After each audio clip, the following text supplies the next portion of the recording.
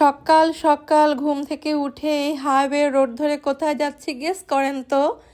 Hello everyone, আমরা আসলে যাচ্ছিলাম চিটাগংয়ের উদ্দেশ্যে। তো আমরা অনেক সকালে বের হয়েছিলাম, ব্রেকফাস্ট করতে হবে। আমরা মিয়ামিতে ব্রেকফাস্ট করে তারপরে এই তো আমাদের চিটাগংয়ের যে হোটেলে থাকবো সেখানে পৌঁছে গিয়েছি ওয়েল পার্কে সবসময় নৈসর্গের বাবা যখন চিটাগংয়ে যায় বিভিন্ন কাজে, ওকে তো প্রতি মাসে যেতে হয়, ওখানে থাকে। কারণ ওয়েল গ্রুপের সঙ্গে আমাদের সম্পর্ক অনেক ভালো আলহামদুলিল্লাহ। তো ওয়েল পার্ক অনেক পুরনো হোটেল, তারপর আমরা ওখানেই থাকি। কিন্তু হোটেলটা পুরনো হলেও কিন্তু বেশ গুছানো, বেশ এখন অনেক পরিচ্ছন্ন, অনেক সুন্দর। তো রুমটা আপনারা দেখতে পাচ্ছেন বেশ বড়। আর ওদের সবচেয়ে বেশি ভালো লেগেছিল রুমের এই যে টি কর্নারটা, আলাদা একটা টি কর্নার আছে। আপনি চাইলে এখানে বসে চা কফি খেতে পারেন, একটু বই পড়তে পারেন, আপনাকে কেউ ডিস্টার্ব করবে না। আপনি যখন ফ্যামিলি রুমে থাকবেন নিজের মতো করে একটু আপনি এখানে আসলে আপনার জন্য একটু সময় কাটাতে পারবেন। তো এই জায়গাটা আমার জন্য খুবই ভালো লেগেছিল। তারপরে রুমটাও তো ওদের অনেক বিশাল।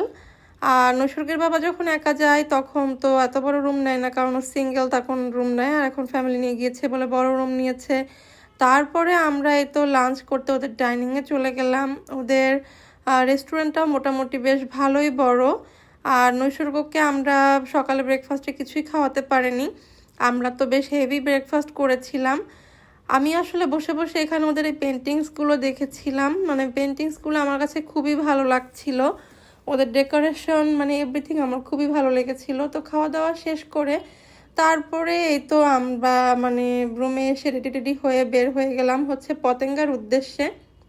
কিন্তু পতেঙ্গা গিয়ে আমরা খুবই হতাশ হয়েছিলাম, ওখানে কোনো ভিডিও আমরা নিইনি। আমরা আসলে চলে গিয়েছিলাম, তারপরে যে কোথায় যাব পরে আমাদের ড্রাইভার রাসেল ভাই বললো চলেন আমরা ম্যাডাম কর্ণফুলী টানেলটা দেখে আসি, যেহেতু একটা দেশের একটা এত বড় একটা মানে কিছু অ্যাচিভমেন্ট। তো আমরা কর্ণফুলী টানেলটা দেখতে গেলাম। টানেলটা আসলে অনেক লম্বা, অনেক দীর্ঘক্ষণ আমাদের টানেলের মধ্যে থাকতে হয়েছিল। এত দীর্ঘ ভিডিও আমি করিনি, কারণ এত লং ভিডিও করে তো লাভ নেই, শুধু টানেল দেখতে আপনারা সবাই বিরক্ত হবেন, আমি নিজেও ভিডিও করতে গিয়ে বিরক্ত হব। সো আমি ঢোকার মুখে মিডলে আর এই যে বের হওয়ার মুখে একটু ভিডিও করেছি। তো টানেলের মধ্যে ঘুরতে আমাদের বেশ ভালোই লাগলো। একবার টানেল দিয়ে গেলাম, আবার তো আমাদের কি ইউটার্ন নিয়ে ব্যাক করতে হলো শহরের মধ্যে। কিন্তু অনেক কম গাড়ি ছিল, কিন্তু তারপরে অনেক ভালো লেগেছিল। দেখেন না সবার হাতে মোবাইল, সবাই ভিডিও করছে। তো যাই হোক, যার যার ভিডিও তার, আমার ভিডিও আমার, তার ভিডিও তার, ভাই এই জন্য আমি আমার মতো করে করেছি। তো টানেলে ঘোরার পরে আমরা তারপরে আবার কি করব, কোনো উদ্দেশ্যহীনভাবে ঘুরছিলাম, কারণ চিটাগং